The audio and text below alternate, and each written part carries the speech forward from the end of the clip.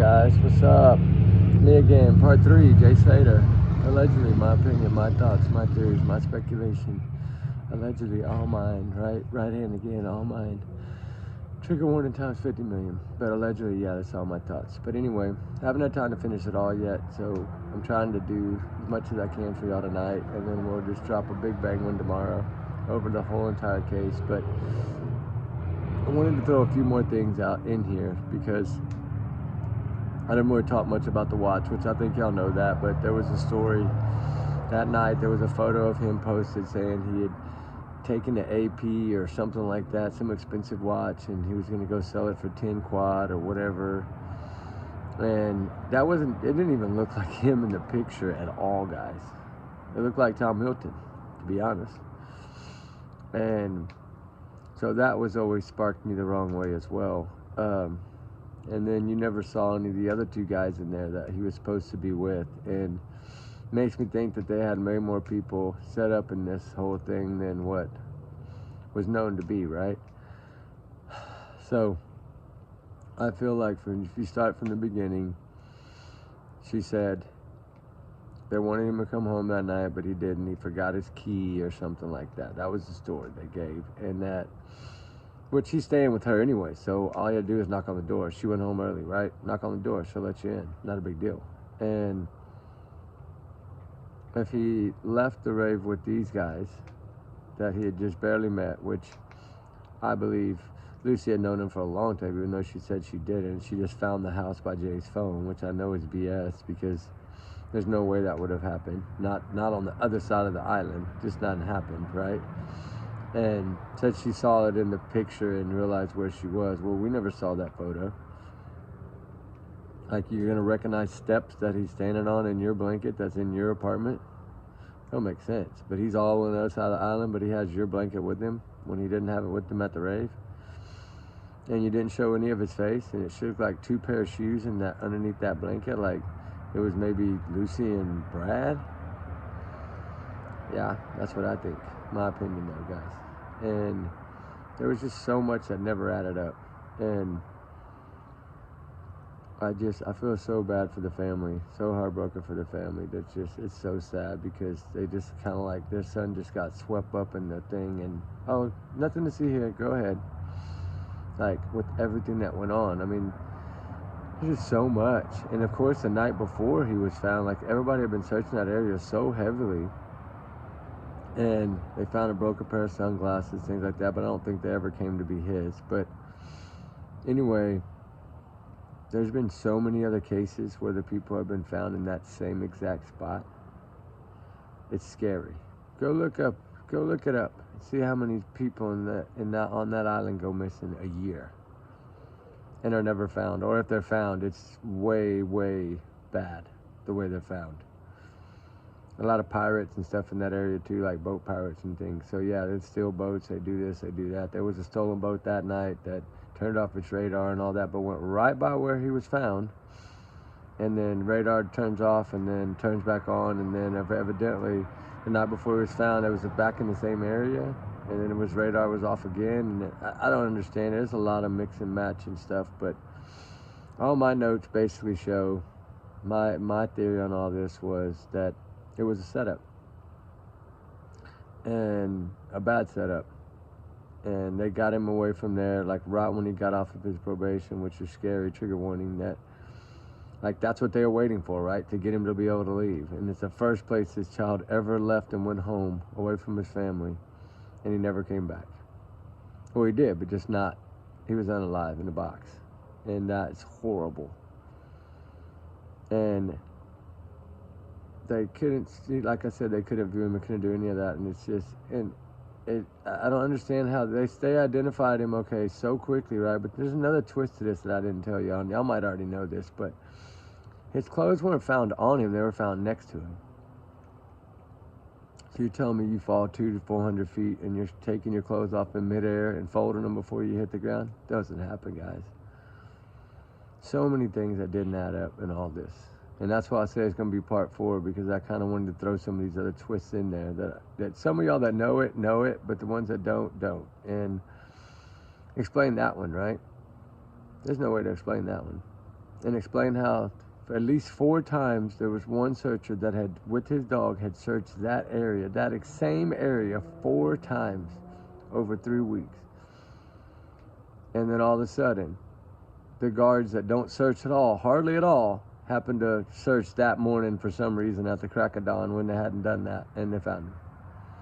But all the noises the night before at 2 or 3 in the morning, the dogs barking, and you can go listen to it. It's a clip of it. YouTuber was there covering the case and was in his little room, Airbnb, and you hear dogs and everything start going crazy when you never have heard that the whole time.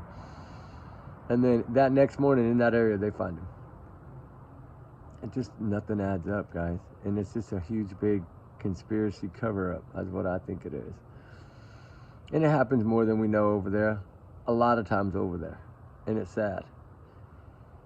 And nobody's doing nothing about it but sweeping it under the rug. So I think, you know, some kind of big sting operation needs to go over there, undercover something, and just start shutting it all down, because this is not fair. These kids are supposed to go there to have a good time, and then they don't come home.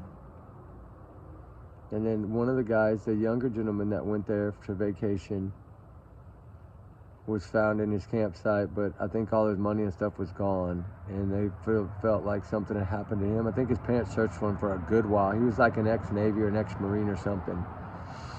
There's a lot of cases right there that people have just, boom. And then, you know what's crazy was that the second day of the search, or the first day of the search, they found a gentleman that had been wandering around out there for like 6 or 7 days, lost, dehydrated, all that, like, didn't know much, couldn't really talk, and you know, that's what I'm saying. It's just weird. And it's all in that same area. Not in the nice areas of the island, that area. Which is where all the substance trading and selling goes on, in that area. That's where I think the boats come in.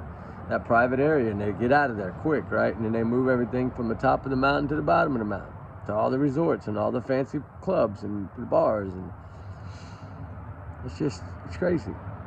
And go look at research some of the things that have happened over there on that island of Tenerife. The island of Tenerife, look it up. A lot of unsolved, probably more than Tennessee, guys. And that's scary. So there's so much to this case. I could go on, and I'm going to do this. I'm going to cover it till I get everything out that I want to get out, which might take 10 parts. I don't know. But it's just easier to load at 10 to 15 minutes, so much faster. If I go over that 15-minute mark, it takes like 3 to 4 to 5 hours to load it for y'all. Once I load it up on there, it takes that long to download and play. But if I keep it under like 12 or 13, it's 18 to 20 minutes.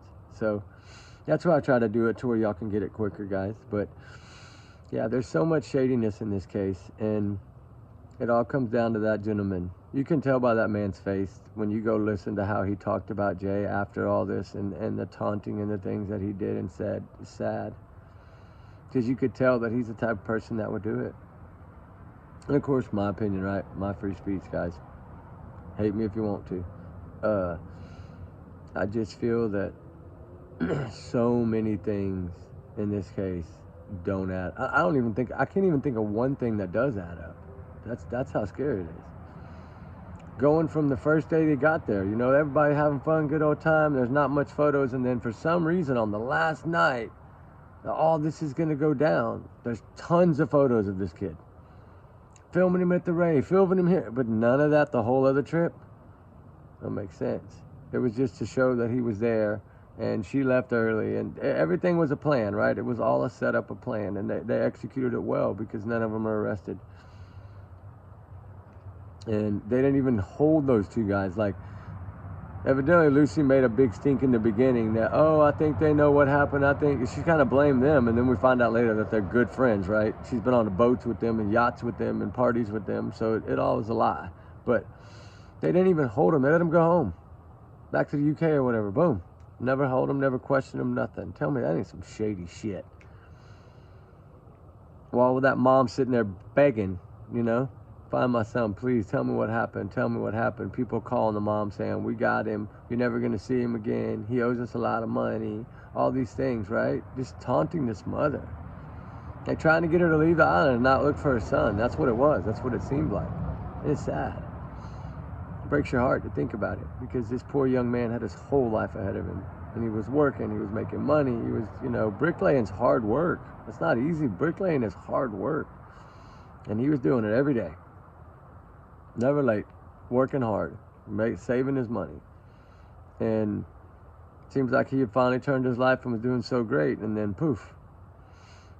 Because he went there when they begged him to go, and he didn't want to go. You know, he didn't really want to go. They talked him into going. So it's sad.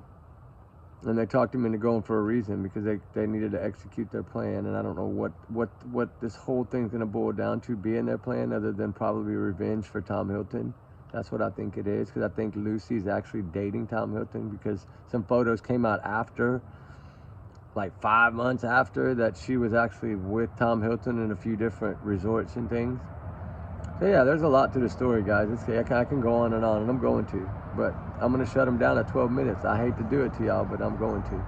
But anyway, let's keep it rock and rolling. We got about a minute left, but there's so much stuff, and I hope by now y'all are digging into it and finding what it is, and trying to understand it more, and watching the clips, and watching the TikTokers, and watching the YouTubers that were over there searching day in and day out. People running them off, death threats, everything. It was sad. Trigger warning.